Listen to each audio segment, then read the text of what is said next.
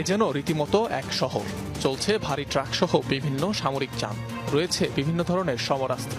বোঝার উপায় নেই এই সামরিক ঘাঁটির অবস্থান মাটির নিচে। পাহাড়ি এলাকায় মাটির গভীরে এই ঘাঁটি তৈরি করেছে লেবাননের সশস্ত্র গোষ্ঠী হিজবুল্লাহ। ইরানের আদলে পাহাড়ের নিচে বানানো ঘাঁটিটি সাজানো হয়েছে অত্যাধুনিক সব মিসাইল দিয়ে, যেখানে দূরপাল্লার গাইডেড মিসাইল সহ রাখা হয়েছে ক্রুজ ক্ষেপণাস্ত্রের বহর। রয়েছে খাইবার আর ফজরের মতো মিসাইলও। যে কোনো মুহূর্তে ইসরায়েলের যে কোনো প্রান্তে হামলা চালাতে প্রস্তুত রাখা হয়েছে ইমাদ-4 নামের বিশেষ এ ঘাঁটিকে। সম্প্রতি বিভিন্ন সামাজিক যোগাযোগ মাধ্যমে এই ঘাঁটির ভিডিও প্রকাশ করে হিজবুল্লাহ। ধারণা করা হচ্ছে বাস্তবে এর পরিধি আরও বড়।